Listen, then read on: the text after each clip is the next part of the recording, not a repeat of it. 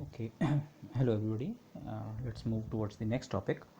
इसमें हम बात करेंगे एटॉमिक मॉडल्स की, और बेसिकली इसमें और नेक्स्ट लेक्चर में मिला के हम बोर मॉडल जो है उसको डिटेल में स्टडी करेंगे। ओके, एटॉमिक मॉडल्स से आप सोचिए 1900 के आसपास की सिचुएशन की बात कर रहे हैं। कुछ कंस्टिट्यूएंट्स ऑफ मैटर पता लगने लगे थे, इलेक्ट्रॉन पता था एंड सो ऑन। तो अब एटम के अंदर इनका अरेंजमेंट किस तरह से होता है, पॉजिटिव चार्ज है आपके पास, नेगेटिव चार्ज है, तो कॉन्स्टिट्यूएंट्स क्या क्या हैं। उस समय सारे कॉन्स्टिट्यूएंट्स पता भी नहीं थे, न्यूट्रॉन का पता तो काफ़ी बाद में चला था। तो कॉन्स्टिट्यूएंट्स क्या हैं और वो कॉन्स्टिट्यूएंट्स अरेंज किस तरह से हैं एटम के अंदर, ये अटेम्प्ट्स जो हैं तो इन्हीं को हम एटॉमिक मॉडल्स कहते हैं। अब इनका आइडिया कहाँ से लगाएंगे आप आपको आइडिया लगाने के लिए आपको एक्सपेरिमेंट से जो आपको डेटा मिला उसको यूज़ करेंगे। तो दो बेसिक तरह के एक्सपेरिमेंट्स जो किए जा रहे थे और अभी भी वैसे किए जाते हैं स्कैटरिंग वाले, दो तरह के एक्सपेरिमेंट्स थे। One were the scattering experiments और दूसरे स्पेक्ट्रा की इन्फॉर्मेशन, उससे जो रेडिएशन निकलता है उस एटम से उसकी इन्फॉर्मेशन। तो ये जो स्कैटरिंग एक्सपेरिमेंट्स और स्पेक्ट्रा का जो डेटा था, इसको यूज़ करके हम वेरियस एटॉमिक मॉडल्स के अटैम्प्ट हुए, लेकिन उनमें जो मोस्ट सक्सेसफुल था वो था Bohr model. Okay, so early attempt जो थे आपने प्रॉब्ली पढ़ा होगा, थॉमसन प्लम पुडिंग मॉडल, कुछ इस तरह से कि पुडिंग में जैसे प्लम के अंदर उसकी गुठली होती है, बीज होता है, तो वैसे ही पॉजिटिव चार्ज जो है वो एक यूनिफॉर्म स्फीयर की तरह है, सॉफ्ट जेली की तरह, पुडिंग की तरह, और उसमें नेगेटिवली चार्ज इलेक्ट्रॉन्स एम्बेडेड हैं।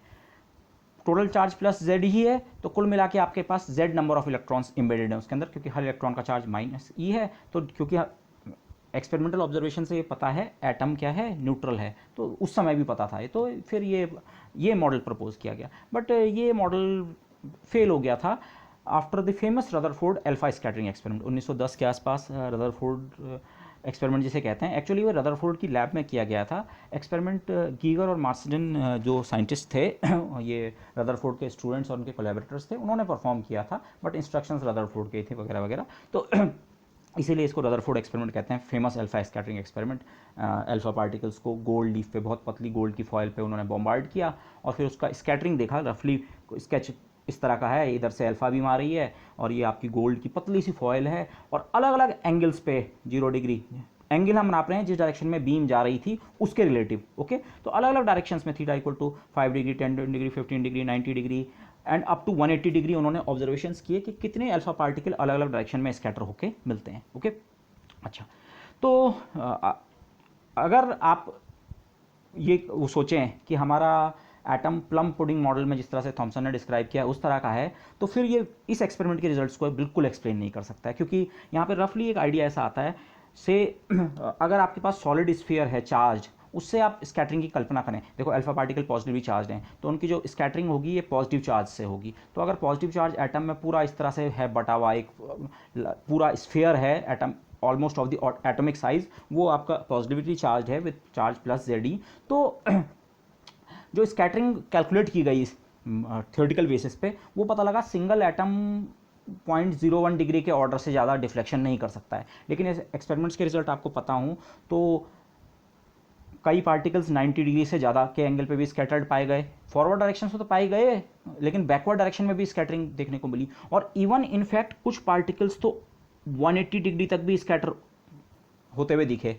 उनका नंबर बहुत कम था, आई गेस 1 × 10⁴, ना 1 × 10⁴ तो 90 डिग्री है, लेकिन जब आप लार्ज नंबर ऑफ ये एक्सपेरिमेंट्स कर रहे थे, बार बार अल्फा पार्टिकल्स बॉम्बार्ड कर रहे थे, तो कुछ अल्फा पार्टिकल्स 180 डिग्री पे भी लौटे। इसका स्टेटमेंट शायद रदरफोर्ड का ही है कि वो इतना शॉकिंग था जैसे आपने किसी टिश्यू पेपर पे जिसके पास कुछ भी स्ट्रेंथ नहीं होती और आपने उसके ऊपर 15 इंच का शेल दागा, 15 इंच का गोला जो होता है तोप का, वो दागा और वो रिफ्लेक्ट होकर वहाँ से बैक आप पे आ गया। तो 180 डिग्री की जो स्कैटरिंग थी, क्योंकि अल्फा पार्टिकल्स हाईली एनर्जेटिकल पार्टिकल्स हैं और वो स्कैटर होकर इस तरह से वापस लौट के आए, तो रदरफोर्ड ने इसको इस तरह से डिस्क्राइब किया था। तो 180 डिग्री तक भी आपका स्कैटरिंग एंगल हो रहा है, और अगर आप इस मॉडल के बेसिस पे स्कैटरिंग एंगल कैलकुलेट करें तो वो 0.01 डिग्री के आसपास एक एटम से इतना बनता है। कुछ लोगों ने इस तरह का अटेम्प्ट किया कि अच्छा हो सकता है कि क्योंकि फॉयल के अंदर भी सिंगल एटम नहीं है, एटम्स की पूरी एक लेयर्स हैं, कई लेयर्स हैं, तो हो सकता है मल्टीपल स्कैटरिंग्स हों, एक से स्कैटर हुआ, फिर दूसरे से भी स्कैटर हुआ, फिर तीसरे से भी, तो तब क्या आपका टोटल स्कैटरिंग का एंगल बढ़ रहा हो। लेकिन उसके बेसिस पे भी फिर अगेन लोगों ने कैलकुलेशन किया तो ये पाया कि अगर वो n लेयर्स से स्कैटर होता है तो टोटल स्कैटरिंग एंगल जो बनेगा वो फिर भी इस ऑर्डर का बनेगा, root n times epsilon. Epsilon मैं कह रहा हूँ ये 0.01 डिग्री का एंगल जो है एक एटम से जो स्कैटरिंग होती है ऑन एवरेज, जिस एंगल तक स्कैटर होता है, और n है कितने कुल मिला के एटम से स्कैटर हुआ। तो आप गैस यहाँ से भी देख सकते हैं 180 डिग्री या 90 डिग्री बनना यहाँ से पॉसिबल नहीं है। ओके, क्योंकि उसको आप सिंपली ऐसे सोचिए, हर एटम एक ही डायरेक्शन में स्कैटर थोड़ी करेगा। माना एक ने इधर को स्कैटर किया 0.01 डिग्री, अगला वाला इधर भी तो स्कैटर कर सकता है, तो फिर ऑन एवरेज ये चांस की बिल्डअप होके हमें 90 डिग्री या 180 डिग्री तक की स्कैटरिंग मिल जाए, इस मॉडल में वो आप वो नहीं कर सकते हैं, एक्सपेक्ट नहीं कर सकते हैं। तो इसीलिए ये मॉडल इस के बेसिस पे फेल हो गया। ओके, इनफैक्ट रदरफोर्ड जो एक्सपेरिमेंट है अल्फा स्कैटरिंग एक्सपेरिमेंट, इसका में हमें एक फेमस एक्सप्रेशन मिलता है क्रॉस सेक्शन का 1/sin4 θ/2 एक्सप्रेशन जिसे कहते हैं। ओके, कूलम्बिक फोर्स के लिए जो हमारा उसका क्रॉस सेक्शन का एक्सप्रेशन होता है जैसे। अच्छा, अब इसके बेसिस पे एक मॉडल डेवलप होने लगा, रदरफोर्ड मॉडल उसे कह सकते हैं। रदरफोर्ड मॉडल रफली ये जो एक्सपेरिमेंट्स के ऑब्जर्वेशंस थे उसके बेसिस पे रदरफोर्ड ने ये कंक्लूड किया कि जो मास और पॉजिटिव चार्ज ऑफ एटम है वो एक बहुत छोटे से रीजन में कन्फाइंड है, क्योंकि आपको इतना ज़बरदस्त रिपल्सिव फोर्स मिल रहा है, तो मतलब वो जो पॉजिटिव चार्ज एटम के अंदर का होता है वो खुद एक बहुत छोटे से रीजन में कन्फाइंड है। ओके, इस एक्सपेरिमेंट में क्योंकि ज़्यादातर जो अल्फा पार्टिकल्स थे वो क्रॉस कर गए थे, तो इसका मतलब most of the space in the atom is empty. तो वो कंक्लूजन आपने पिछली क्लासेस में पढ़े हैं, so I am skipping over them.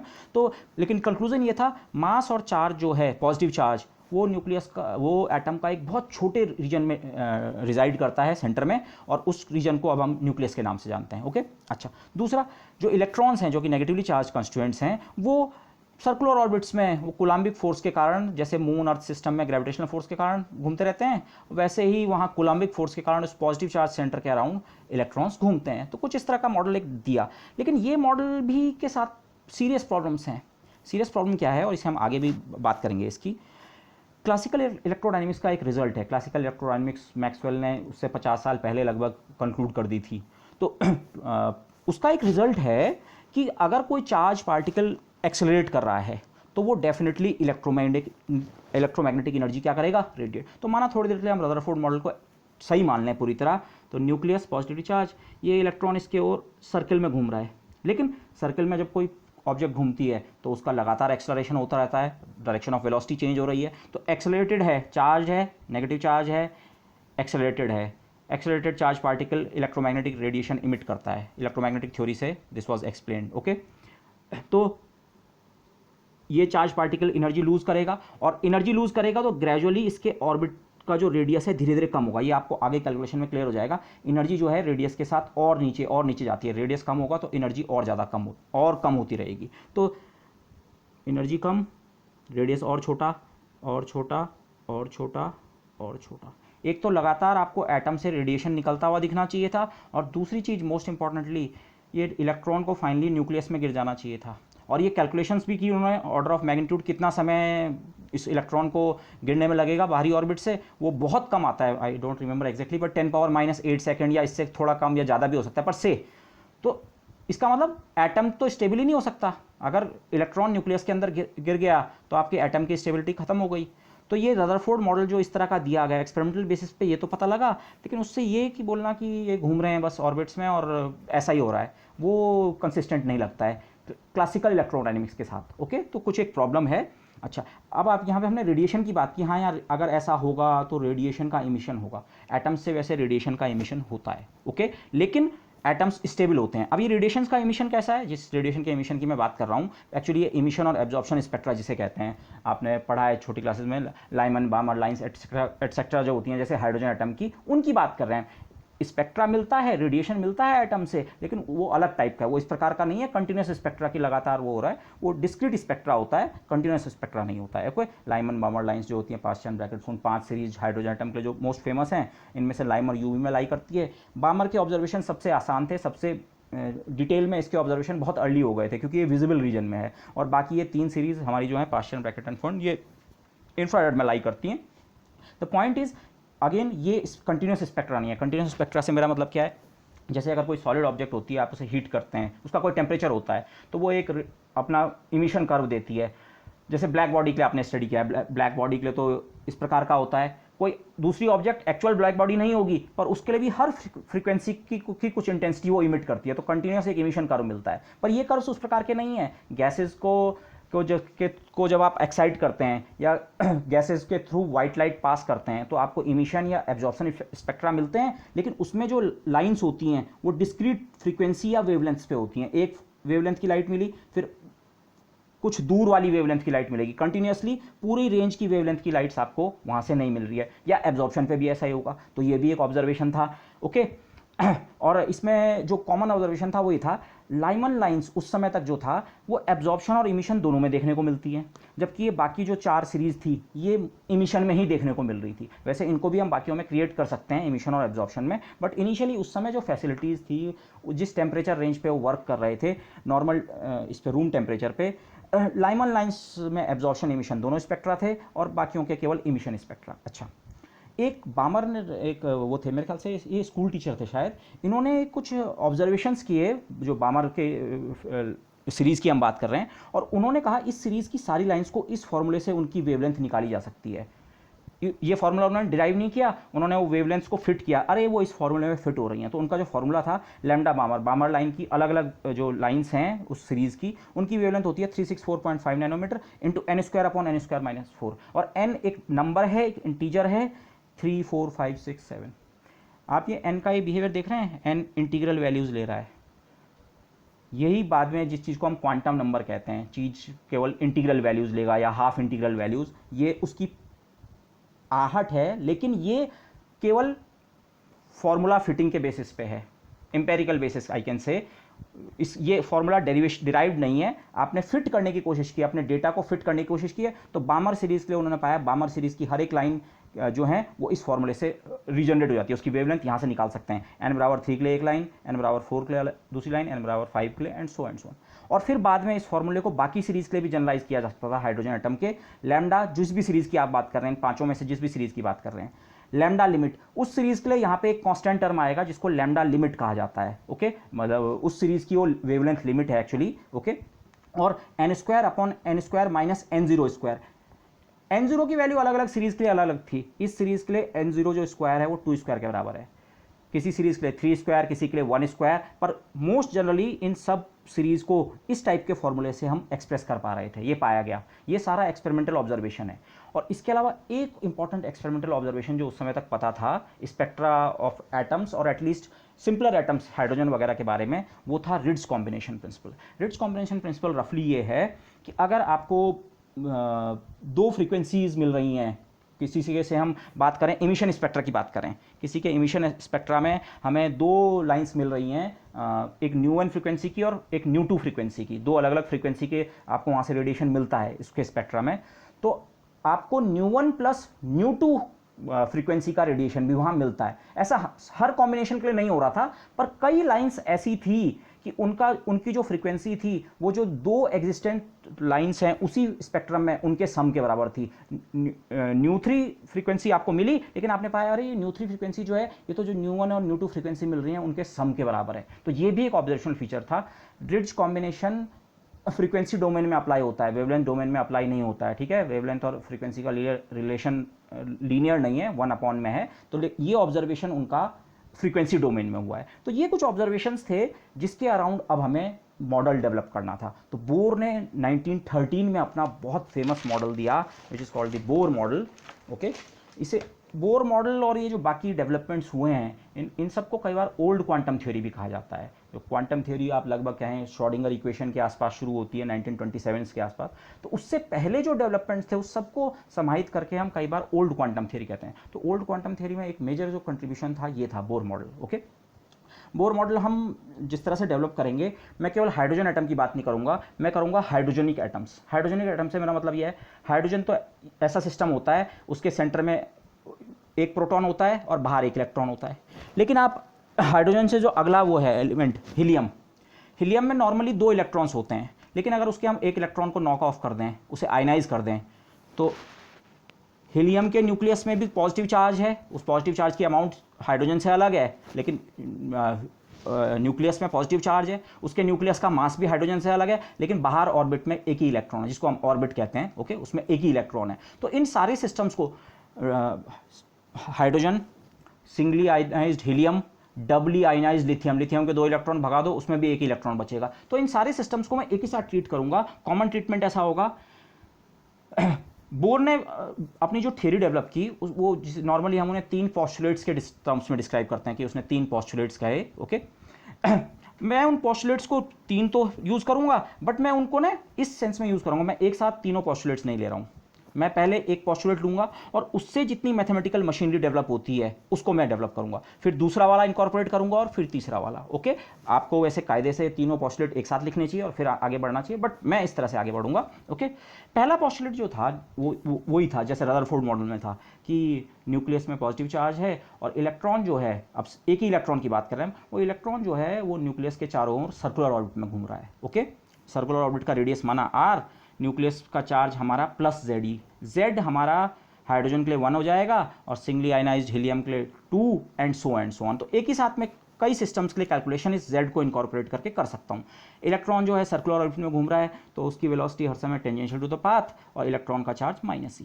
तो इलेक्ट्रॉन ऑर्बिट में घूम रहा है, सर्कल में घूम रहा है, तो सर्कल में घूमने के लिए आपको चाहिए सेंट्रीपिटल फोर्स। सेंट्रीपिटल फोर्स की वैल्यू mv²/r। तो वो फोर्स कहाँ से मिल रहा है? जैसे ग्रेविटेशन में वो ग्रेविटेशनल फोर्स से मिलता है अर्थ मून सिस्टम्स में या सन अर्थ सिस्टम में, तो उसी तरह से यहाँ पे जो इस प्लस और इस माइनस चार्ज के बीच लगने वाला कूलम्बिक फोर्स है वो हमें सेंट्रीपिटल फोर्स की प्रोवाइड करेगा। तो पहला पॉस्टुलेट यही है कि सर्कुलर ऑर्बिट्स में घूमते हैं और किस कारण से? वो कूलम्बिक फोर्स के कारण। ओके, तो कूलम्बिक फोर्स प्लस जेड और -e जिनके बीच की डिस्टेंस को हमने r माना है, ये होता है 1/4πε0 Q1 Q2/r²। अब यहाँ पे लेकिन मैं एक नोटेशनल चेंज कर रहा हूँ, पहले इसे सिंप्लीफाई करके ये हुआ, ये रेड वाला मैंने मार्क इसलिए किया था और ये कन्वेंशनली आपको बुक्स में भी देखने को मिलेगा। ये 1/4πε0 का फैक्टर हम बार बार लिखने से अवॉइड करने के लिए क्या करते हैं, इसे z के अंदर हमने एब्जॉर्ब कर लिया है। इट मीन्स इस पॉइंट के आगे मैं जब z लिख रहा हूँ तो उसका मतलब, उसका एक्चुअल मतलब है z/4πε0।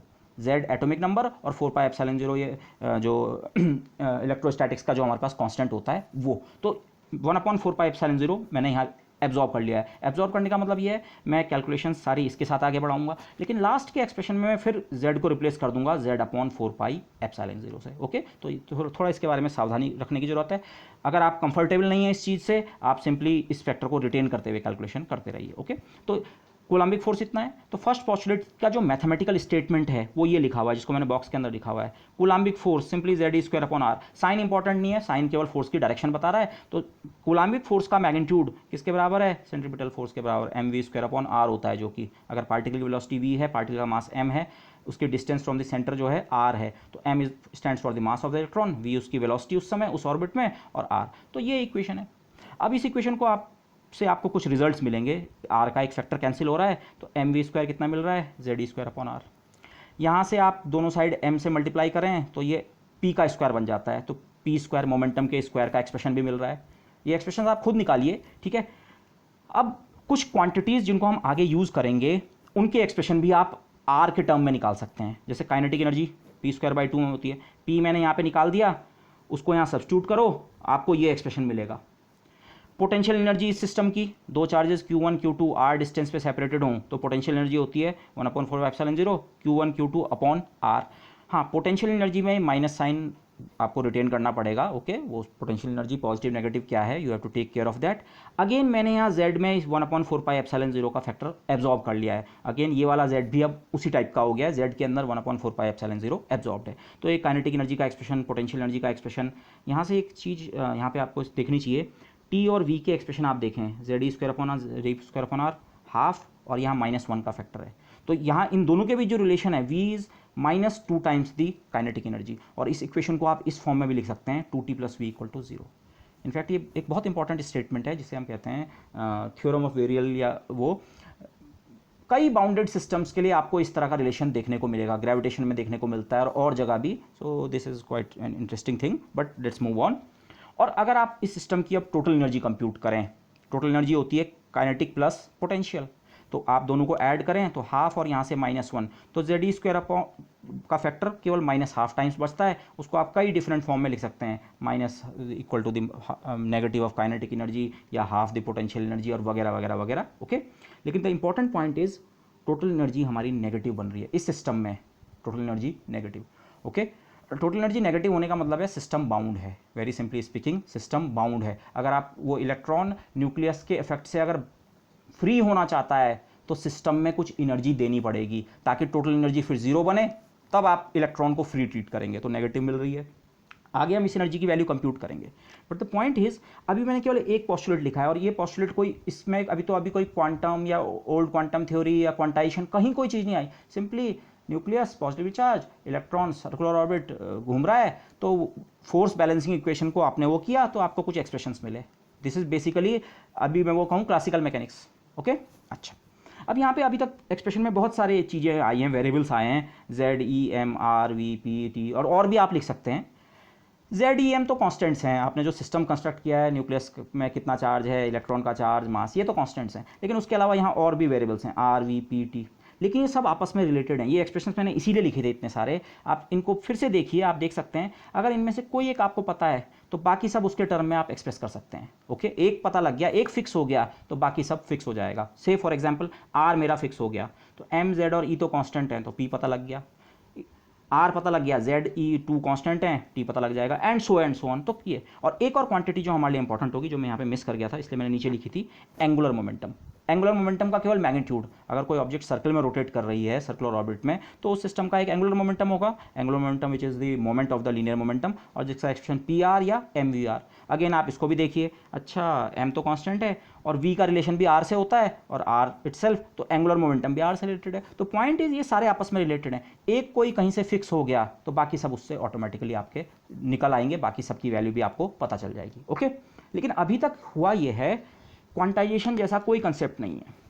मतलब क्वांटाइजेशन का कोई कंसेप्ट नहीं होने का मतलब R की वैल्यू कंटिन्यूसली कोई भी वैल्यू हो सकती है। आप ऐसा सोच सकते हैं, अभी तक जितना हमने डिस्क्राइब किया है उसके बेसिस पे मेरा इलेक्ट्रॉन इस ऑर्बिट में भी घूम सकता है न्यूक्लियस के करीब, और थोड़ा सी बड़े ऑर्बिट में लगभग उसी के साथ R और R प्लस एप्साइलन, और फिर R प्लस 2 एप्साइलन और R प्लस 3 एप्साइलन, किसी भी रेडियस के ऑर्बिट में हमारा इलेक्ट्रॉन घूम सकता है, ranging from 0 to infinity. Radius 0 भी हो सकता है और अप टू इन्फिनिटी। अभी तक जो हमारा पॉस्टुलेट है वो ये परमिट कर रहा है। ओके, कोई रिस्ट्रिक्शन नहीं है रेडियस ऑफ ऑर्बिट पे, कंटिन्यूसली सारी रेडियस पॉसिबल हो सकती हैं। एक टाइम पे एक ही रेडियस के सर्कल में घूमेगा, लेकिन किसी भी रेडियस पे अपने पाबंदी अभी तक कहीं से नहीं आई है। ओके, और R पे पाबंदी नहीं है, तो क्योंकि ये सब भी उससे रिलेटेड हैं तो इन सब में भी अभी कोई रिस्ट्रिक्शन नहीं है। ओके, बट अब हम चलते हैं दूसरा पोस्टुलेट। दूसरा postulate is perhaps the most important one.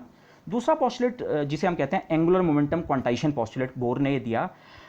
Bore ने उस वाली प्रॉब्लम को कैसे एड्रेस किया जो रदरफोर्ड मॉडल में थी कि एक्सेलरेटेड चार्ज रेडिएट करता है। अभी तक तो ये मॉडल वैसा ही है, इलेक्ट्रॉन ऑर्बिट में घूम रहा है तो एक्सेलरेट कर रहा है, तो एक्सेलरेट कर रहा है तो क्लासिकल इलेक्ट्रोडायनेमिक्स के हिसाब से उसे रेडिएट करना चाहिए। तो बोर ने यहाँ पे सीधे सीधे एक पोस्टुलेट का, बोर का पोस्टुलेट ये है कि इलेक्ट्रॉन नॉर्मली किसी आर्बिट्री स्टेट में एग्जिस्ट नहीं करेगा कि मनचाही स्टेट से मतलब है किसी भी ऑर्बिट में, किसी भी सेंटर से वो किसी भी डिस्टेंस पे नहीं रह सकता है, वो कुछ खास डिस्टेंसेस पे रहता है। उनको हम बोलेंगे जिस जहाँ पे वो रहता है हम उन्हें स्टेट्स कहेंगे। इस रेडियस पे के सर्कल में घूम रहा है या इस रेडियस के सर्कल में घूम रहा है, तो हम उसको क्वांटम मैकेनिक्स से हमारा नाम वो स्टेट इवॉल्व होकर आता है, तो हम इन्हें स्टेट्स कहेंगे। तो इलेक्ट्रॉन किसी भी आर्बिट्री स्टेट में नहीं रह सकता है, वो कुछ खास स्पेशल स्टेट्स में रहेगा। अब ये स्पेशल स्टेट्स क्या है, पहले स्पेशल इन स्टेट्स को इसलिए कहा क्योंकि इन स्टेट्स में इलेक्ट्रॉन सर्कल में रोटेट होने के बावजूद, एक्सेलरेट होने के बावजूद एनर्जी रेडिएट नहीं करता है। ये बोर का पोस्टुलेट है। आप यहाँ पे सवाल पूछ सकते हैं ऐसा क्यों नहीं होता है। नहीं, बोर के पोस्टुलेट में है ये कि अगर वो इन स्पेशल स्टेट्स में घूमेगा, उस डिस्टेंस के रेडियस के ऑर्बिट में घूमेगा, तो फिर उस समय वो जो क्लासिकल इलेक्ट्रोडायनेमिक्स का प्रिंसिपल है आपको उसकी चिंता करने की जरूरत नहीं है। इसका आंसर बोर मॉडल नहीं दे सकता, ये हम इसकी शॉर्टकमिंग में देखेंगे भी, but let's move on. Bore ने पोस्टुलेट किया कुछ स्पेशल स्टेट्स हैं और उन स्पेशल स्टेट्स में जब इलेक्ट्रॉन रहता है, उन सर्कल्स में, स्पेशल सर्कल्स में अगर वो घूमता है तो वो एनर्जी रेडिएट नहीं करता है। लेकिन वो स्पेशल स्टेट्स हैं कौन सी, और उन स्पेशल स्टेट्स को हम दूसरा नाम स्टेशनरी स्टेट्स कहते हैं। स्टेशनरी का मतलब ये नहीं है कि इलेक्ट्रॉन रुका हुआ है, स्टेशनरी इलेक्ट्रॉन नहीं रुका हुआ है लेकिन वो एनर्जी रेडिएट नहीं कर रहा है, तो उसकी एनर्जी कांस्टेंट है। ओके, स्टेशनरी का ये सेंस है। और ये स्टेशनरी स्टेट सब क्वांटम मैकेनिक्स में भी यूज होता है। स्टेशनरी स्टेट्स वहाँ पे जब आप टाइम इंडिपेंडेंट इक्वेशन सॉल्व करते हैं श्रोडिंगर वाली, तो वहाँ पे टाइम आपको जो सॉल्यूशंस मिलते हैं वो बेसिकली स्टेशनरी स्टेट सॉल्यूशंस ही होते हैं। ओके, अच्छा, लेकिन अब सवाल ये है ये स्पेशल या स्टेशनरी स्टेट्स हैं कैसी, कौन सी हैं, किन वाली स्टेट्स को आप स्टेशनरी कह रहे हैं। तो बोर ने कहा स्टेशनरी स्टेट्स वो हैं जिनके लिए उस समय जो इलेक्ट्रॉन का एंगुलर मोमेंटम है वो h क्रॉस के n टाइम्स हो, जहां n या तो 1 है या 2 है या 3 है या 4 है या सो एंड सो ऑन है, 0 से ऊपर हमारे पॉजिटिव इंटीजर्स। तो स्टेशनरी स्टेट्स की कंडीशन ये रही, और ये कंडीशन किस पे है? एंगुलर मोमेंटम पे, इसीलिए एंगुलर मोमेंटम पे कंडीशन है। और एंगुलर मोमेंटम का क्वांटाइजेशन है, क्वांटाइजेशन पोस्टुलेट से है, लेकिन एंगुलर मोमेंटम को क्वांटाइज बोर ने मान लिया। एल या तो 1h क्रॉस होगा या 2h क्रॉस या 3h क्रॉस, या तो अगर आप मैं एंगुलर मोमेंटम का ग्राफ प्लॉट करूं तो बोर के हिसाब से अब एंगुलर मोमेंटम या तो ये हो सकता है, यहाँ पे 0 है, और h क्रॉस की यूनिट्स में हम नाप रहे हैं तो या तो 1h क्रॉस या 2h क्रॉस या 3h क्रॉस। जब तक ये पोस्टुलेट नहीं आया था आर की सारी वैल्यू पॉसिबल है, और आर की सारी वैल्यू पॉसिबल है तो वहाँ से आप चेक कर सकते हैं एल की भी सारी वैल्यू पॉसिबल होंगी। एंगुलर मोमेंटम कोई भी वैल्यू ले सकता था, 0 भी और 0.2 भी और 0.7 भी और 1 भी और 1.9 भी, and all possible values ranging from 0 to infinity. But ये पोस्टुलेट अब एंगुलर मोमेंटम की जो पॉसिबल वैल्यूज है उसने उसको रिस्ट्रिक्ट कर दिया, 0 भी नहीं हो सकती है इस मॉडल के हिसाब से। मिनिमम वैल्यू 1h क्रॉस होगी, या सीधे उसके बाद 2h क्रॉस, या सीधे 3h क्रॉस। तो एंगुलर मोमेंटम का क्वांटाइजेशन सेकंड पोस्टुलेट जो है उसने उसे पोस्टुलेट ही किया है, इनफैक्ट ये डिराइव होके नहीं आया है, ये दिस ओके। अच्छा, तो ये एल का क्वांटाइजेशन हमारे पोस्टुलेट लेके आया है। तो ओके, अब मैं इससे रिलेटेड जो मैथमेटिक्स है उसको दिखाते हैं, फिर दोनों को मर्ज करके देखते हैं what we get. Okay, angular मैंने जैसे पहले भी कहा था, एक की वैल्यू फिक्स हो गई तो ये बाकी सारे पैरामीटर्स तो ऑटोमेटिकली फिक्स हो जाएंगे। तो L M V R equal to N H cross होता है। मैं सबको कंप्यूट नहीं करूंगा, लेकिन कुछ क्वांटिटीज में कंप्यूट करूंगा कि अगर एल क्वांटाइज हो गया है तो बाकी चीज़ों की वैल्यू किस प्रकार से रिस्ट्रिक्ट होती है। एल की वैल्यू होती है M V R equal to N H cross, तो यहाँ से आप M into V P momentum की वैल्यू निकाल सकते हैं, और मोमेंटम की वैल्यू इनमें से ये एक इक्वेशन थी, इसीलिए मैंने केवल एक इक्वेशन को नंबर किया था, मैंने अननेसेसरली बाकी इक्वेशंस को नंबर नहीं किया है, वो कैलकुलेशन मैं नहीं कर रहा हूँ, बाकी क्वांटिटीज़ आप कंप्यूट कीजिए। इस वाली इक्वेशन में आप ये यहाँ से एंगुलर मोमेंटम क्वांटाइजेशन कंडीशन से जो पी की वैल्यू हम निकाल रहे हैं यहाँ सब्स्टिट्यूट कीजिए। अब इस एक्सप्रेशन में अपार्ट फ्रॉम कॉन्स्टेंट्स और दिस एन, आपके पास जो एकमात्र वेरिएबल बचता है वो बचता है आर, तो उस आर की वैल्यू आप निकाल सकते हैं। तो आर की वैल्यू जो आपकी बन रही है वो है H cross square by M Z E square और मल्टीप्लाइड बाई ऊपर N square H cross square by M Z E square. तो H cross square constant, mass of electron constant, Z nucleus के अंदर चार्ज, positive charge constant, E square constant, ये सब constant है। तो इस चीज़ को, हाँ लेकिन z हमारा अलग अलग न्यूक्लियस के अलग अलग हो सकता है, तो मैं इनको h क्रॉस और m और e स्क्वायर को की वैल्यू सब्स्टिट्यूट करके हम उस कांस्टेंट की वैल्यू निकाल सकते हैं, और उसको हम नाम देते हैं a0। a0 एक बहुत स्पेसिफिक क्वांटिटी है जिसको हम कहते हैं बोर रेडियस, इंपॉर्टेंट क्वांटिटी है, ठीक है दिस। तो ये जो एक्सप्रेशन है रेडियस का, ऑर्बिट के रेडियस का, वो आपका आप इस फॉर्म में लिख सकते हैं आप, N square times a0, H cross by M E square को हमने a0 लिख दिया अपॉन z। तो आप इमीडिएटली यहाँ से देख रहे हैं, अरे रेडियस भी अब n की वैल्यू पे डिपेंड कर रहा है। आप यहाँ से देखिए n या तो 1 होगा या 2 होगा या 3, तो मतलब रेडियस क्या होगा, या तो 1 स्क्वायर टाइम्स दिस क्वांटिटी, या 2 स्क्वायर या 3 स्क्वायर टाइम्स। रेडियस भी क्वांटाइज हो चुका है। तो अब आपके अभी तक पहले पोस्टुलेट में आपका रेडियस कोई भी वैल्यू ले सकता था 0 से इन्फिनिटी तक, जैसे ही आपने angular momentum quantization condition impose की, आपके ऑर्बिट्स जो हैं रिस्ट्रिक्ट हो गए। अब सिचुएशन ये है, इनफैक्ट अगर आप हाइड्रोजन एटम के लिए देखें, हाइड्रोजन एटम के लिए Z1 होता है, तो मिनिमम n की वैल्यू आप 1 दे सकते हैं, तो मिनिमम रेडियस जो हो सकता है a0, ऑर्बिट आपका a0 रेडियस पे हो सकता है। a0 आप न्यूमेरिकली कंप्यूट करें तो लगभग वो 0.5 एंगस्ट्रॉम, आधे एंगस्ट्रॉम के आसपास बनता है, आप न्यूमेरिकल वैल्यूज रख के देख सकते हैं। उसके बाद n की नेक्स्ट पॉसिबल वैल्यू है 2, उसे रखो तो 4 टाइम्स a0, लगभग 2 एंगस्ट्रॉम, और फिर रखो 9a0, 4.5 angstrom, and so on. तो अब आपके जो ऑर्बिट्स हैं, इलेक्ट्रॉन या तो इस ऑर्बिट में है या इस ऑर्बिट में है या इस ऑर्बिट में, इसको आप पीछे जाके देखिए क्यों ऐसा हो रहा है, इन्हीं ऑर्बिट्स में क्यों है, क्योंकि इलेक्ट्रॉन जब इस ऑर्बिट में घूमेगा a0 रेडियस वाली ऑर्बिट में, तो उसका एंगुलर मोमेंटम 1h क्रॉस बनेगा, आप कैलकुलेट करके ऐसे भी देख सकते हैं। और जब वो इस वाली ऑर्बिट में होगा जिसका रेडियस 4a0 है, तो उस समय इसका एंगुलर मोमेंटम ठीक 2h क्रॉस बन रहा होगा। बीच की ऑर्बिट परमिटेड क्यों नहीं है, क्योंकि बीच की ऑर्बिट में अगर वो घूम पाता तो उसका एंगुलर मोमेंटम शायद 1.5 या 1.6 या 1.7 h क्रॉस बनता, लेकिन बोर ने कहा नहीं भाई, ये वाले ऑर्बिट्स तो स्टेशनरी होते ही नहीं है, तो इसमें इलेक्ट्रॉन स्टेबल नहीं रहता है, सिस्टम स्टेबल, एटम भी स्टेबल नहीं रहता है, तो उनकी हम बात नहीं कर रहे। स्टेबल जो एटम है वो उन ऑर्बिट्स में इलेक्ट्रॉन जब रहता है जब ये कंडीशन यहाँ से यहाँ पहुँचो, या आप रिवर्स में भी कह सकते हैं, केवल ये ऑर्बिट और ये ऑर्बिट और ये ऑर्बिट परमिसिबल है दिस, तो और केवल ये रेडियस पे ये कंडीशन नहीं आएगी, आप वेलोसिटी निकालेंगे अलग अलग ऑर्बिट्स में, वो क्वांटाइज होगी, momentum, energy, everything else also भी क्वांटाइज्ड, ओके, क्योंकि उन सब के बीच रिलेशंस हैं, ओके।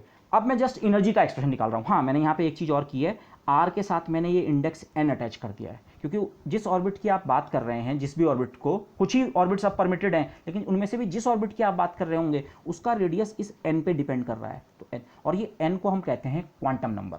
ओके, ये एन जो हमने यहाँ पे इंट्रोड्यूस किया है बोर के पोस्टुलेट में, ये इंट्रोड्यूस्ड है। बाद में जब हम क्वांटम मैकेनिक्स में श्रोडिंगर इक्वेशन सॉल्व करते हैं तो ये क्वांटम नंबर्स ऑटोमेटिकली इमर्ज होते हैं इक्वेशंस को सॉल्व करते हुए, बाउंड्री कंडीशंस अप्लाई करने पे।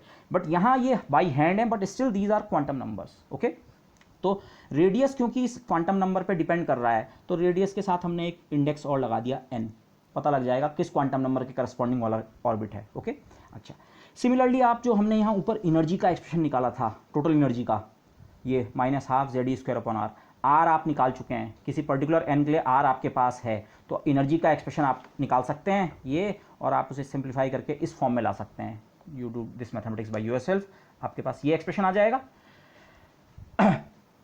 अगेन ये एक्सप्रेशन भी n पे डिपेंड कर रहा है। n बराबर 1 रखोगे तो जिसे हम कहते हैं फर्स्ट ऑर्बिट, उसमें जो इलेक्ट्रॉन घूम रहा है उसकी एनर्जी, और n बराबर 2 रखोगे तो सेकंड ऑर्बिट वाले की और थर्ड वाले की। तो इसलिए हमने n के साथ एक इंडेक्स अटैच कर दिया En, और ये एक्सप्रेशन ये बन रहा है हमारा। ओके, -mz²e⁴/2n²h², ये एक्सप्रेशन होता है। लेकिन इसमें से z² और n² को मैंने अलग किया है, अलग अलग एटम्स की बात करूंगा, हाइड्रोजन और singly ionized helium and so on, तो z की वैल्यू अलग अलग लेनी पड़ेगी, और n तो ऑर्बिट के हिसाब से अलग होगा ही, लेकिन उसके अलावा जो क्वांटिटीज़ हैं वो पूरी की पूरी कांस्टेंट हैं। ओके, me4/2 तो अगर आप इन कांस्टेंट्स की वैल्यू यहाँ सब्स्टिट्यूट कर दें तो आपको जो आंसर मिलेगा वो मिलता है 13.6 इलेक्ट्रॉन वोल्ट। ये सारे कांस्टेंट्स यहाँ पे रख के 13.6 इलेक्ट्रॉन वोल्ट। तो इस आंसर को मैं ऐसे भी एक्सप्रेस कर सकता हूँ, रफली 13.6, और डेसिमल पॉइंट तक आप निकाल सकते हैं।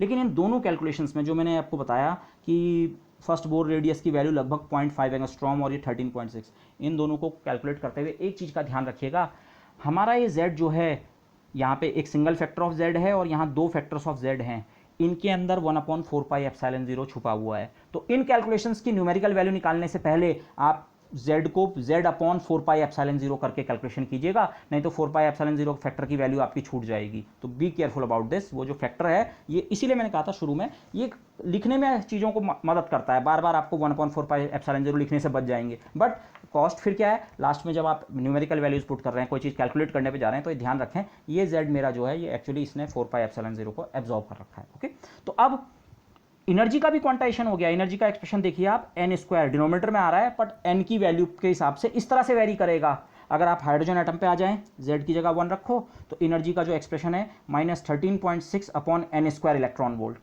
तो अगर आप n को अलग अलग वैल्यू दें, n को वैल्यू 1 दें -13.6, n को वैल्यू 2 दें तो -3.4, n को वैल्यू 3 दें, सो तो एनर्जी की जो अलाउड वैल्यूज़ हैं, जो आप जिन्हें आप कहते हैं एनर्जी लेवल्स, वो कुछ इस प्रकार से, केमिस्ट्री में आपने पढ़ा होगा वेरी फ्रिक्वेंटली, n = 1 के करस्पॉन्डिंग -13.6 पे एनर्जी हमने पहले ही देख ली थी, टोटल एनर्जी नेगेटिव है। ओके, 0 से नीचे हैं सारे एनर्जी लेवल्स। n = 2 के corresponding energy -3.4 electron volt, n = 3 के करस्पॉन्डिंग -1.5।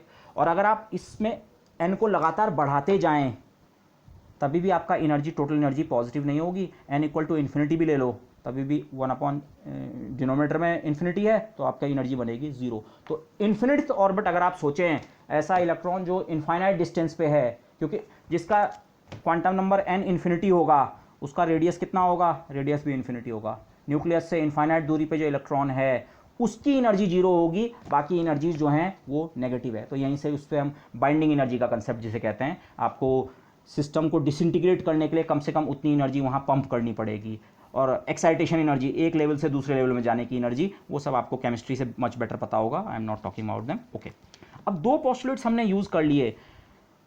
एंगुलर मोमेंटम क्वांटाइजेशन जब दूसरे पोस्टुलेट में लिया, उसने मेरे एनर्जी को भी क्वांटाइज कर दिया, रेडियस को भी, एनर्जी को भी, और बाकी चीज़ें भी, बाकी मैंने कंप्यूट नहीं की, आप खुद से उनको भी कैलकुलेट आपको कर लेना चाहिए। अच्छा, अब तीसरा पोस्टुलेट जो है बोर का, वो क्या है, वो तीसरा स्टेटमेंट कुछ इस प्रकार का है। बोर कहते हैं कि इलेक्ट्रॉन नॉर्मली जब अपने स्टेशनरी स्टेट्स में रहता है तो वो एनर्जी रेडिएट नहीं करता है। सेकंड पोस्टुलेट में यही तो कहा, स्टेशनरी स्टेट में वो एक्सेलरेट कर भी रहा है लेकिन फिर भी रेडिएट नहीं करता है, दैट्स ओके। लेकिन कभी कभी इलेक्ट्रॉन एक स्टेट से दूसरी स्टेट में ट्रांजिशन करता है, और से वो अपर स्टेट से लोअर स्टेट में ट्रांजिशन कर रहा है। अपर से मेरा मतलब है अपर एनर्जी वैल्यू, देखो ये एनर्जी वैल्यूज़ नेगेटिव हैं, बट उसके बावजूद जो ऊपर है वो वैल्यू ज़्यादा है और नीचे वाली तो और ज़्यादा नेगेटिव है, तो उससे कमी है, तो अपर और लोअर हम उस सेंस में कहते हैं। तो अगर इलेक्ट्रॉन किसी अपर एनर्जी लेवल में है तो कभी कभी वो इलेक्ट्रॉन जंप करके लोअर स्टेट में आ सकता है, अपर स्टेट से लोअर स्टेट में, और इस दौरान जो वो एनर्जी का शेयर है उसका, जितना एक्स्ट्रा एनर्जी उस पर है, क्योंकि यहाँ उसके पास ज़्यादा एनर्जी थी और इस स्टेट में आ गया तो उसकी एनर्जी कम है,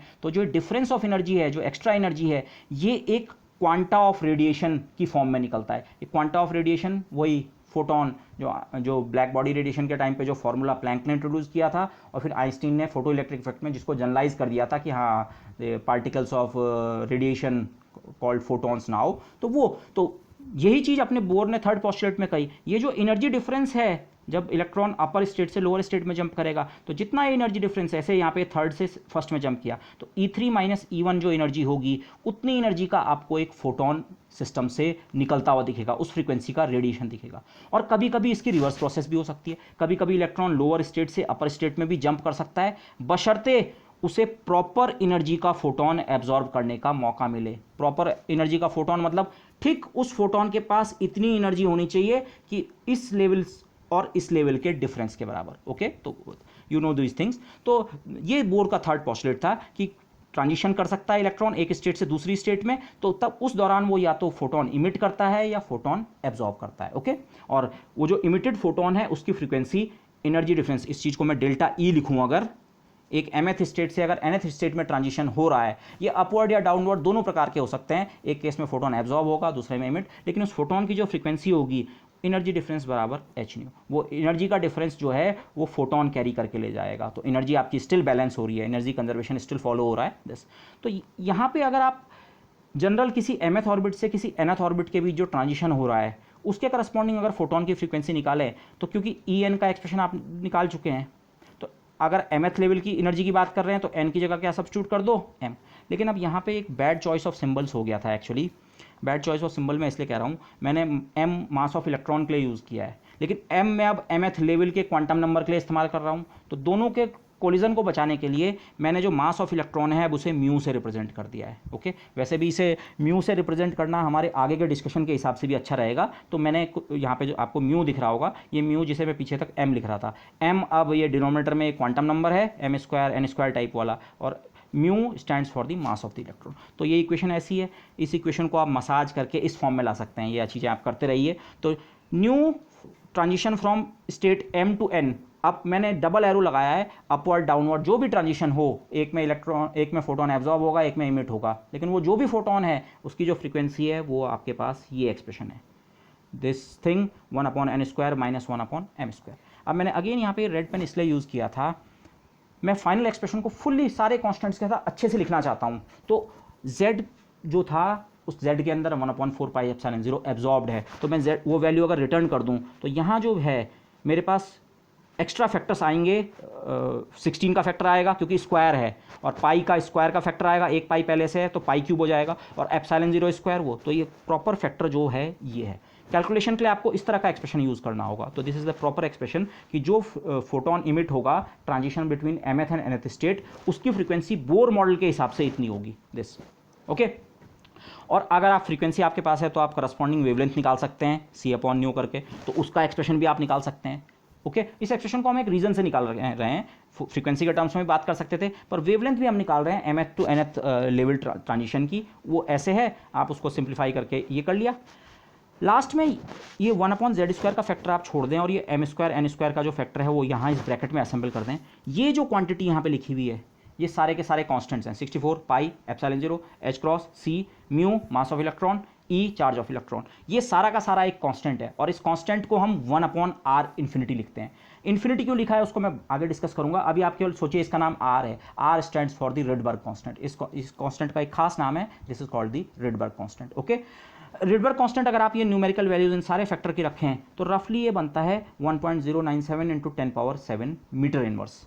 ओके, ये मीटर इनवर्स में लैम्डा लेंथ है, मीटर्स में नापी जाएगी, तो ये डिनोमिनेटर में है तो दिस इज मीटर इनवर्स, बाकी सब कुछ कांस्टेंट है तो मीटर इनवर्स डायमेंशन यही लेके आएगा। रफली ये इस फैक्टर को देखें, ये फैक्टर भी लगभग 1 के करीब है, अगर आप इसे भी सप्रेस कर दें तो आर इन्फिनिटी की वैल्यू लगभग कितनी है 10⁻7, तो 1/10⁻7 का फैक्टर डिनोमिनेटर में है, तो ऊपर मतलब 10⁻7। रफ कैलकुलेशंस अगर आपको करनी हो, बाई हैंड कैलकुलेशंस करनी हो कहीं पे विदाउट कैलकुलेटर, तो आप इतना अप्रोक्सीमेशन कर सकते हैं, ये 1/r इन्फिनिटी की जगह 10⁻7 और फिर वो मीटर में हो जाएगा ऊपर जाके 10⁻7 मीटर, इस फैक्टर की वैल्यू रख सकते हैं। और बाकी इनकी nth और mth लेवल का वो क्वांटम नंबर रखिए, और z आप हाइड्रोजन की बात कर रहे हैं तो 1, और हीलियम आयनाइज हीलियम की बात कर रहे हैं तो 2, और डब्ल्यू आयनाइज लिथियम की बात कर रहे हैं तो सॉरी हाँ ओके, डब्ल्यू आयनाइज लिथियम की बात कर रहे हैं तो 3, एंड सो ऑन। आप इस फॉर्मूले को यूज़ कर सकते हैं। और ये फॉर्मूला एग्जैक्टली वो जो बामर ने अपना इंपेरिकल फॉर्मूला निकाला था उसमें रिड्यूस हो जाता है अप्रोप्रिएटली। और केवल बामर नहीं, बाद में मैंने कहा था बामर फॉर्मूले के जैसे और सीरीज के लिए भी फॉर्मूले फिर फिट किए गए। लोगों ने कहा बामर के लिए भी है और बाकियों के लिए भी इस तरह के फॉर्मूले पाए गए, लेकिन ये पाए गए एक्सपेरिमेंटली नहीं, डेटा को फिट करके। लेकिन अब बोर मॉडल उन सारे फॉर्मूले को एक साथ रिकंस्ट्रक्ट कर रहा है, कुछ पॉस्टुलेट्स लिए और आपने, और बामर फॉर्मूले एक्सपेरिमेंटल बेसिस पे आए हैं। तो मतलब बोर थ्योरी एक्सपेरिमेंट में जो ऑब्जर्व्ड है, लैब में आपने जिस फ्रीक्वेंसी या वेवलेंथ पे आपको स्पेक्ट्रम मिला उसको पूरी तरह एक्सप्लेन कर रहा है। So this is the success of the Bohr model. Postulates जो थे, केवल वो 3 पॉस्टुलेट लेके हम सब कुछ एक्सप्लेन कर पा रहे हैं about the hydrogen atom. Let me not से सब कुछ, बट जो ऑब्जर्व चीज़ें हैं स्पेक्ट्रा की, कई चीज़ें, okay, those can be explain.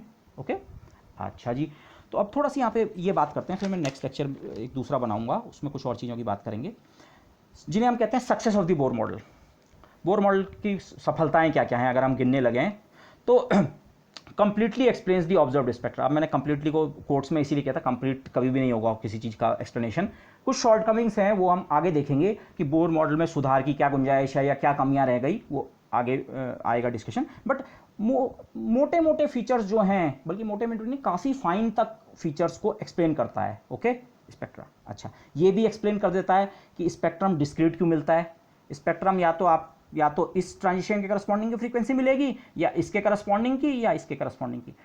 आपको रेडिएशन तब मिल रहा है जब एनर्जी लेवल्स के बीच ट्रांजिशन हो रहा है, और एनर्जी लेवल्स खुद डिस्क्रीट हैं तो उनका डिफरेंस भी तो डिस्क्रीट होगा, तो फ्रीक्वेंसी जो आपको मिलेंगी डिस्क्रीट होंगी। तो वो समझ आ गया हाँ क्यों डिस्क्रीट स्पेक्ट्रम मिल रहा है। उनकी फ्रीक्वेंसी भी बहुत अच्छे से एक्सप्लेन हो रही है। लाइमन बामर लाइंस की जो लैब में फ्रीक्वेंसी देखी यहाँ दिख गई। ओके, रिड्स प्रिंसिपल बड़े आराम से समझ आता है। माना ये 3 लेवल्स हैं, 1 2 3 होना जरूरी नहीं है, ये कोई भी 3 लेवल्स हैं, ये 7वां हो सकता है, ये 22वां हो सकता है, ये 1000वां, कोई भी 3 लेवल्स हैं। एक ट्रांजिशन यहाँ से यहाँ हो सकता है। माना मैं डाउनवर्ड ट्रांजिशन की बात करूँ तो उस समय जो फोटोन निकलेगा उसकी एनर्जी होगी h टाइम्स न्यू1 फोटोन, उस फोटोन की फ्रीक्वेंसी तो h न्यू1, तो ये एनर्जी गैप h न्यू1 के बराबर है। और एक फोटोन माना इस और इस लेवल के बीच भी जंप करता है, तो वो वाला जो रेडिएशन होगा उसकी फ्रीक्वेंसी अगर न्यू2 है तो ये एनर्जी का गैप कितना होगा, h न्यू2। लेकिन कभी कभी ऐसे भी तो हो सकता है इलेक्ट्रॉन सीधे इस स्टेट से इस स्टेट में जंप करे, ये सबसे टॉप वाली से सबसे बॉटम वाली, जो मैंने 3 ली हैं, तो इस समय एनर्जी का डिफरेंस कितना होगा, ये डिफरेंस h न्यू2 है, ये h न्यू1, तो टोटल एनर्जी का डिफरेंस कितना होगा, h कॉमन लेके न्यू1 प्लस न्यू2। तो इस समय जो फोटोन इमिट होगा उसकी फ्रीक्वेंसी आप कैसे निकालते हैं, आप कहते हैं अच्छा फोटोन अगर न्यू फ्रीक्वेंसी का है तो वो एनर्जी डिफरेंस के बराबर होना चाहिए। तो फ्रीक्वेंसी कितनी बन रही है, न्यू1 प्लस न्यू2। आप इसको इस तरह से सोचिए, सिंपली आपको ये अपने दिमाग में बैठा लेना चाहिए। एनर्जी और फ्रीक्वेंसी बेसिकली एक ही चीज़ है। बेसिकली एक ही चीज़ मैं क्यों कह रहा हूँ, इनके बीच h का फैक्टर है। h केवल स्केलिंग करता है हर चीज़ को, h गुना, h अगर 2 होता तो h हर फ्रीक्वेंसी को दुगुना करके एनर्जी वैल्यू में कन्वर्ट कर रहा है, 3 होता 3 गुना, तो केवल स्केलिंग कर रहा है। तो अगर न्यू1 प्लस न्यू2 बराबर सम न्यू है न्यू3, तो E1 प्लस E2 भी मिलके E3 के बराबर होगा। ओके, तो वही, तो अब रिड्स प्रिंसिपल जो पहले तक लोगों को केवल एक्सपेरिमेंटली उन्होंने निकाला, कुछ फ्रीक्वेंसी थी, उन्होंने देखा अरे सम ऐड करके इसके बराबर बन रहा है, केवल एक फीचर लैब डेटा एनालिसिस के बेसिस पे फीचर था, मैं ऐसे कहूँगा। तो वो अब समझ आ रहा है यार एनर्जी लेवल्स हैं डिस्क्रीट और इस तरह से रेडिएशन उत्पन्न होता है। This is also explain. एक और फीचर मैंने पीछे कहा था, लाइमन लाइंस यूजुअली केवल एब्जॉर्प्शन में देखने को मिलती हैं, इमिशन, बाकी सारे इमिशन और एब्जॉर्प्शन, इमिशन में देखने को मिलती हैं, सॉरी बाकी सब में इमिशन देखने को मिलता है, लाइमन में इमिशन और एब्जॉर्प्शन दोनों देखने को मिलता है। उसका रीज़न, लाइमन लाइंस कब जनरेट होती हैं, अगर मैं हाइड्रोजन का यहाँ पे इस वाले कागज में वो बनाऊँ रफली, ये लोएस्ट एनर्जी लेवल है, ये अगला मैंने स्केल से नहीं बना रहा हूँ उन्हें, इसके स्केल का ध्यान नहीं रख रहा हूँ। ये -13.6 वाला E1 है और -3.4 वाला E2। तो लाइमन लाइंस कौन सी होती हैं, वो सारी ट्रांजिशंस जो या तो इस लेवल पे खत्म होते हैं या यहाँ से शुरू होते हैं, ठीक है। इमिशन के टाइम पे यहाँ खत्म होंगे और एब्जॉर्प्शन के टाइम पे यहाँ शुरू होंगे। तो अब एब्जॉर्प्शन की बात करते हैं। लाइमन में एब्जॉर्प्शन देखने को मिलता है, एब्जॉर्प्शन में लाइमन लाइंस देखने को मिलती हैं, बाकी नहीं मिलती हैं। उसका रीज़न, एब्जॉर्प्शन का मतलब आपका इलेक्ट्रॉन पहले यहाँ होना चाहिए और जंप करके या तो यहाँ जाए या यहाँ जाए या यहाँ जाए, लेकिन इनिशियली उसका यहाँ होना जरूरी है। बामर लाइन का एब्जॉर्प्शन कब देखने को मिलेगा? स्टार्ट यहाँ से करना पड़ेगा, इलेक्ट्रॉन पहले इस स्टेट में हो और फिर यहाँ से या तो यहाँ जाएगा या यहाँ जाएगा।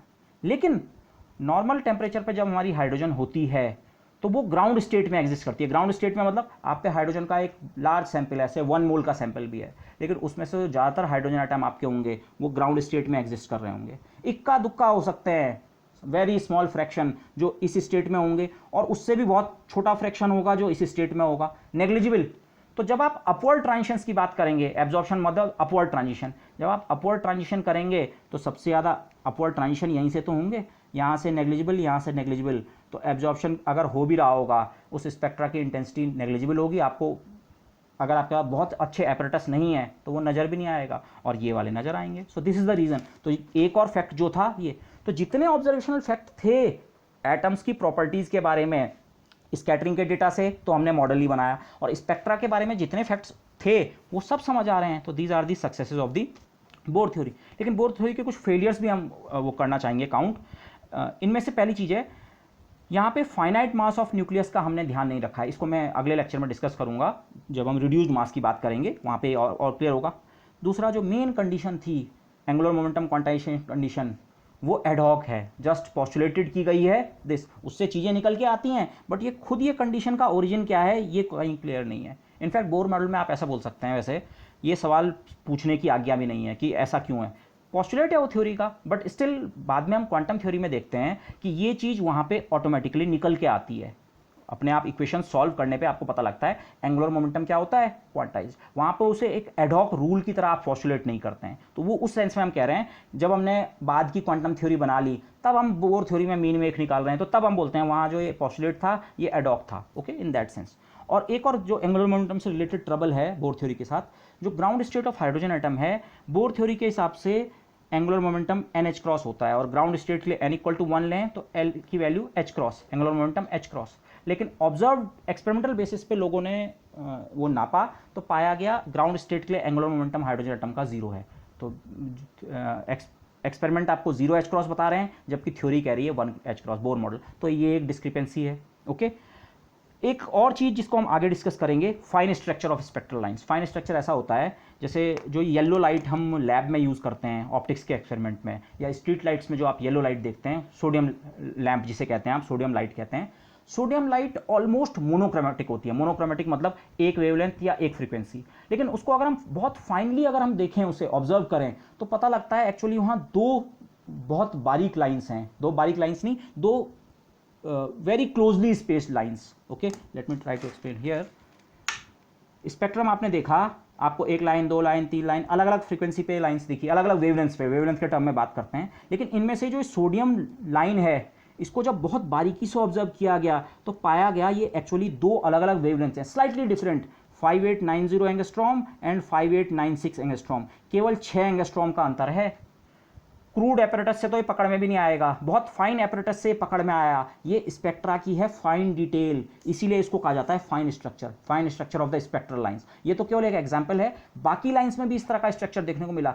दो वेवलेंथ मिल रही हैं ऑलमोस्ट बराबर, लेकिन जरा सी डिफरेंस। तो अगर वेवलेंथ में जरा सी अंतर है तो इसका मतलब फ्रीक्वेंसी में भी जरा सी अंतर होगा। तो फ्रीक्वेंसी में जरा सी अंतर होने का मतलब, अगर हम एनर्जी डायग्राम पे जाएं, शायद कुछ ऐसा, और मैं चलो बाद के हिसाब से ही बना देता हूं। ये ऊपर वाला लेवल एक्चुअली दो क्लोज लेवल्स से मिलके बना है, मिलके बना नहीं है, दो अलग अलग लेवल्स हैं, और एक ट्रांजिशन ये हुआ और एक ट्रांजिशन ये हुआ। इन ट्रांजिशन की एनर्जी में अंतर तो है, लेकिन ये लेवल इतने क्लोज हैं कि वो अंतर बहुत कम है, और एनर्जी का अंतर कम तो फ्रीक्वेंसी का अंतर कम, और फ्रीक्वेंसी का अंतर कम तो वेवलेंथ का अंतर कम। लेकिन बोर मॉडल में तो इस तरह का स्ट्रक्चर आया ही नहीं अभी तक कि हाँ ये जो जिसे स्प्लिटिंग ऑफ एनर्जी लेवल्स हम कहेंगे, क्योंकि एनर्जी लेवल ही दो छोटे छोटे लेवल्स में, छोटे छोटे नहीं, क्लोजली स्पेस लेवल्स में स्प्लिट हो रखा था, इसलिए वो स्प्लिटिंग आएगी। लेकिन बोर मॉडल में नहीं आया ये तो ऑब्जर्वेशन ने, धीरे धीरे ऑब्जर्वेशन जैसे जैसे लैब में अच्छे होते रहे तो वहाँ पता लगा नहीं, वो जो हाइड्रोजन का स्पेक्ट्रम आपको दिख रहा है, उसमें से कई लाइंस का डबलेट स्ट्रक्चर है, इन्हें हम डबलेट स्ट्रक्चर कहते हैं, लेकिन जनरल नाम उसका फाइन स्ट्रक्चर कहेंगे। तो इसका एक्सप्लेनेशन बोर मॉडल पे नहीं है। ओके, अच्छा। इंटेंसिटी ऑफ स्पेक्ट्रल लाइंस, जो आपको स्पेक्ट्रम में लाइंस मिलती भी हैं, हर लाइन की इंटेंसिटी बराबर नहीं होती है, कोई लाइन ज़्यादा इंटेंस होती है, कोई वीक होती है। बोर मॉडल इंटेंसिटी के बारे में कुछ नहीं बताता है, ये बताता है कौन सी लाइन हो सकती है, कौन सी नहीं हो सकती है, वो बताता है, लेकिन कितनी इंटेंसिटी से कोई लाइन प्रेजेंट होगी किसी समय, उसकी कोई इंफॉर्मेशन नहीं होती है इंटेंसिटी की। But despite all these facts, Bohr model quantum theory की तरफ एक बहुत मेजर लीप्स में से था। ओके, क्वांटम थ्योरी मैं जिस सेंस में कह रहा हूँ, अगेन 1927 के आसपास जब श्रोडिंगर ने अपनी वेव इक्वेशन और साथ साथ हेज़ेनबर्ग ने मैट्रिक्स मैकेनिक्स और डिराक ने फिर अपनी एब्स्ट्रैक्ट फॉर्मुलिज्म दिया क्वांटम का, उसको मैं क्वांटम मैकेनिक्स कह रहा हूँ कि वहाँ से हम क्वांटम मैकेनिक्स का जन्म माने, प्रॉपर क्वांटम थ्योरी का। तो उससे पहले का जो डेवलपमेंट है ओल्ड क्वांटम थ्योरी, उसमें Bohr model has got a prominent place. In fact Bohr model से कुछ चीज़ें इससे रिलेटेड और है, करस्पॉन्डेंस प्रिंसिपल की मैं बात करूँगा नेक्स्ट लेक्चर में, which served as a guiding principle. आगे क्वांटम थ्योरी की तरफ जाने में उसने बार बार गाइडिंग प्रिंसिपल की तरह मदद की है। और लास्ट में मैं जस्ट एक पॉइंट रेज करना चाहूँगा, इसको आप खुद से पढ़ लें, मैं इसको डिस्कस नहीं करूँगा। डिस्क्रीट एनर्जी लेवल्स जो एटम्स में होते हैं, जिस तरह से बोर मॉडल में निकल के आ रहे हैं, लेकिन ये क्या होते हैं, एग्जिस्ट करते हैं या नहीं, इसका एक जो कंक्लूसिव प्रूफ निकला जिसे कहा जाता है, वो एक एक्सपेरिमेंट था जो था फ्रैंक एंड हर्ट्ज एक्सपेरिमेंट।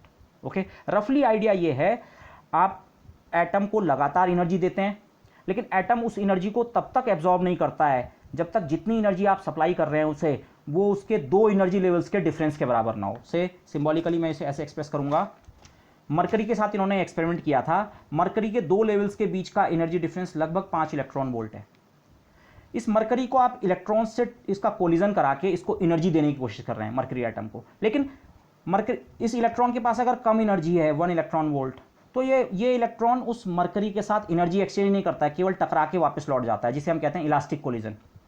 लेकिन धीरे धीरे आपने इस इलेक्ट्रॉन की एनर्जी बनाई 2 इलेक्ट्रॉन वोल्ट की, अभी भी वही कहानी, 3 पे वही, 4 पे, लेकिन जब ये एनर्जी इलेक्ट्रॉन की जस्ट ये जितनी एनर्जी से मरकरी यहाँ से यहाँ ट्रांजिशन कर सकता है, ठीक उस एनर्जी के बराबर हो गई, मेरे ख्याल से 4.9 था 5 के बजाय, बट से 5 इलेक्ट्रॉन वोल्ट, ये ठीक इस एनर्जी के बराबर हो गई, तो उस समय क्या होने लगा, इलेक्ट्रॉन्स इमीडिएटली अपनी एनर्जी लूज करने लगे।